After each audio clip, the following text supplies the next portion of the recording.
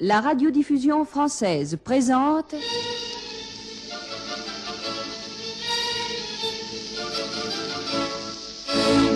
Entretien avec Paul Léotot. Propos recueillis et présentés par Robert Mallet.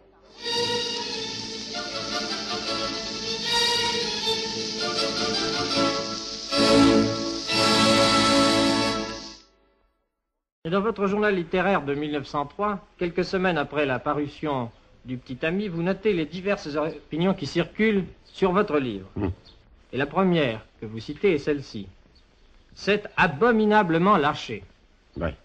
Et d'après vous, que voulait-on dire par lâché? C'est que j'ai écrit à la diable. On appliquait l'adjectif au style et non pas Ah oui. à la morale. Ah non, c'est abominablement lâché. L'espace, c'était des gens qui voulaient... Bon, voilà, c'est bâclé. L'autre opinion que vous citez est la suivante. C'est très bien à cause de la sincérité et même la blague rend plus vive cette sincérité. Le mot blague ne vous paraît-il pas excessif? Non, oui. Vous n'êtes pas d'un tempérament blagueur. Non. Mais en remplaçant le mot blague par moquerie, l'appréciation est juste. Et voici une autre opinion qui contredit la précédente. Au fond, c'est un livre triste. Ouais. Pour ma part, je souscrirais volontiers à cette affirmation. Et vous? Oui, naturellement que... Le fond du livre est plutôt donc un fond nostalgique, un fond de tristesse. Oui. Le fait d'un homme qui rit de ses sentiments, c'est triste. Oui. Un homme qui rit de ses émotions n'est pas un homme gai, au fond. Oui, c'est un homme railleur et nous retrouvons ici l'idée d'émotion et l'idée de raillerie. Oui. Et Valette ajoutait, c'est vous qui le notez encore dans votre journal, la preuve de cette sincérité, ce sont vos remords. Vous m'amusez même avec vos remords. Vous êtes le monsieur qui s'est montré tel qu'il est et qui se demande s'il n'a pas été trop loin. Moi, j'ai l'impression que cette opinion est tout à fait fausse.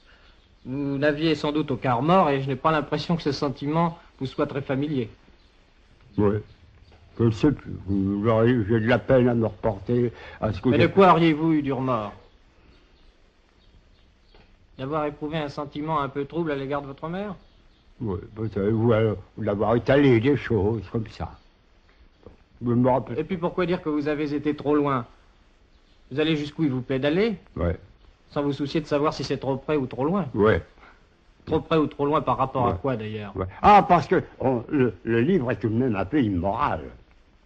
Oui, justement, vous concluez, Ouais. après avoir énuméré les diverses opinions dont votre livre a été l'objet, et c'est là où nous revenons à l'idée d'immoralité, on dit de mon livre un grand bien ou un grand mal. Les uns louent la sincérité, presque le document humain, les autres parlent d'immoralité. Ne pensez-vous pas qu'on puisse concilier ces deux jugements et qu'on puisse dire que votre livre est un document très sincère et qu'en même temps il est immoral? Oui, certainement. Mais ça ne me fâche pas du tout qu'il soit immoral. Mais j'ai l'impression que le mot immoral n'est pas le mot juste. Le mot amoral serait plutôt Oui. exact. Ouais. Quelle est exactement la différence qu'il y a entre immoral et amoral?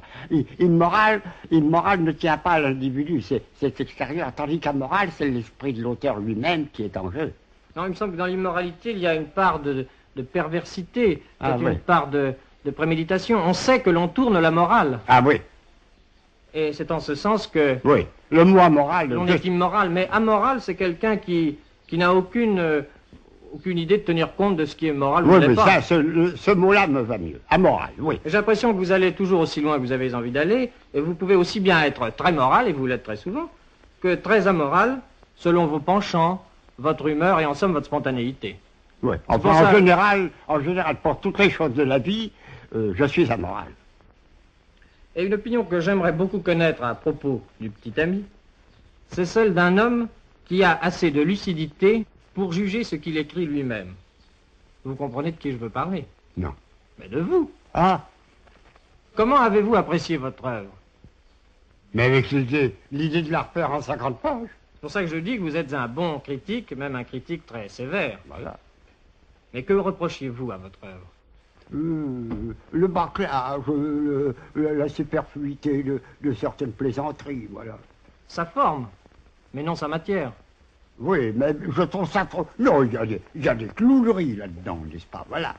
Vous trouviez qu'elle n'avait pas assez de rigueur, qu'elle était trop littéraire? Oui, oui, oui. Et puis, vous savez, il fallait que ça... Parce que si j'avais laissé réimprimer le petit Camille, j'aurais gagné de l'argent. Quand il a été épuisé, que Valette m'a dit, on va réimprimer, alors je dis non, laissez-moi 2 mois, je vous apporte un nouveau texte. Je l'ai jamais fait, j'ai perdu. Eh bien, il fallait vraiment que... Enfin, mon sens critique, n'est-ce pas? Soit fort, mais Et même, avant que le livre soit terminé, vous le critiquez dans le dernier chapitre. Vous dites, maintenant que je le relis, je ne trouve pas dans ce livre seulement 20 pages qui me conviennent. Ah ouais. Et vous ajoutez, du reste, je referai peut-être un jour ce livre. En 50 pages. Puis dans votre journal, quelques jours après, vous notez, je donnerai beaucoup pour pouvoir recommencer le petit ami. Ouais, ouais. Et j'ai là sous les yeux l'exemplaire du petit ami que vous avez bien voulu me prêter, cet exemplaire très désarticulé, jauni par le temps. Et j'ai pu déchiffrer, non sans mal, une phrase que vous avez inscrite sur l'une des pages de garde. Si vous permettez, je vais la lire. Parcouru ce soir 16 décembre 1909, parcouru le livre, je pense. Que de fautes de goût, que d'expressions vulgaires. Il faudrait que j'enlève tout ça un jour. Il n'y a pas à dire. Il y a là-dedans trop de choses auxquelles je tiens, trop de choses de ma vie, pour me laisser ainsi présenter. Avez-vous mis à exécution ce projet de révision? Je n'ai écrit que pour le livre de Rouvert, je n'ai refait que les 2 premiers chapitres. Et pourquoi n'avez-vous pas repris Parce que j'ai autre chose à faire.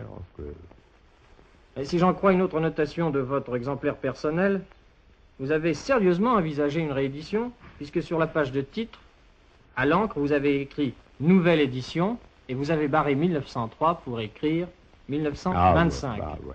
Donc en 1925, vous avez pensé à rééditer le petit ami. Ouais. J'ai trouvé intéressant de rapprocher les 2 chapitres primitifs de ceux que vous avez revus et j'ai comparé les passages rectifiés. Mais je ne voudrais pas encore lire parce que j'abuse du micro, j'aimerais mieux que ce soit vous qui le lisiez. Et cependant, je me vois contraint de le faire puisque vous n'avez pas le texte sous les yeux. Voici un des exemples des corrections que vous avez apportées. Au lieu de dire, après s'être échauffé si noblement, mes amis m'avaient quitté, on n'était pas loin des dernières musiques, vous avez écrit, après avoir fait si noblement les moralistes, mes amis m'avaient quitté, l'heure de la fermeture approchait. Et j'aimerais que vous m'expliquiez à quel besoin exactement vous avez obéi en faisant ces corrections. Parce que j'ai trouvé tout de même que c'était mieux écrit. Ainsi, Billy m'a reproché dans le nouveau texte, dans le premier texte j'avais mis, il traînait là comme à l'habitude, je parlais de Bergère. Il traînait là de ses créatures, n'est-ce pas? Et alors je crois que dans le nouveau texte j'ai mis, il se trouvait là. Et Billy m'a dit, mais non, vous avez mal arrangé, il traînait là, était beaucoup mieux. Eh ben non. Mais je suis de l'avis d'André Billy, car vous avez corrigé énormément de mots d'argot pour les remplacer par des mots mieux élevés, mais beaucoup moins expressifs. Oui, mais vous savez, argot, vous employez un mot qui est peut-être excessif. J'ai employé peut-être des mots un peu de circonstance, il n'y a rien qui vieillit comme ça.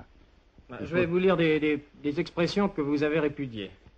Au lieu de « les lapins que mes amis m'y ont posés », vous avez dit « les rendez-vous manqués que mes amis m'ont infligés ». Le mot lapin. Mais non, c'est immonde d'avoir écrit des choses comme ça. C'est un mot qui est admis. Mais non, il est déjà démodé aujourd'hui. Il a été... Ces mots-là, 3 ans après, sont vieillis. Mais un autre mot que vous avez banni, et qui ne me paraît pas l'avoir mérité, c'est le mot « vanner ». Vous l'avez remplacé par « là ». Oui. Le mot « vanner » n'est pas un mot démodé, c'est un mot, au contraire, du vieux français. Oui, mais enfin, vanner, ça rappelle les personnages de là-dedans, le vieux noceur ou le vieux marcheur. Ça rappelle aussi Jubelet. Oui, non. Au lieu de dire « elle ne m'emballait pas », vous avez corrigé en « elle ne me plaisait pas ». Eh ben, oui. Eh bien, emballer n'est pas un terme qui soit démodé. Non, ça me dégoûte. Qui a acquis droit de ça me dégoûte. Une autre fois, vous avez changé en m'en fichant un peu par tout en m'en moquant. Eh ben, oui. Là, je vous comprends. Ouais. Mais pourquoi l'avoir changé, cela sera très chic, par cela sera charmant. Charmant et chic, ce n'est pas comparable. Oui, mais chic... Non, chic était un vocabulaire de l'époque. Mais c'est devenu aussi de notre époque, c'est un mot admis maintenant communément et qu'il le restera. Non, je reste sur mes positions. Ce sera bien. Bah, je vais vous citer une autre expression pour voir si vous y restez encore sur votre position. La flemme de décéder, avec Oui, oui, oui. Et vous avez corrigé ça par la peur de mourir. Oui, oui. Ce qui n'est pas du tout pareil. Oui, La oui. flemme de décéder exprime une idée très intéressante, une Oui. idée amusante Oui. de Il faut paresse avouer- devant la mort. Oui. Il faut avouer que la seconde est un peu plate. Oui. Oui. Mais enfin, la Tout le monde a la peur de mourir, mais la flemme de décéder, ça n'est pas donné à tout le monde. Oh non.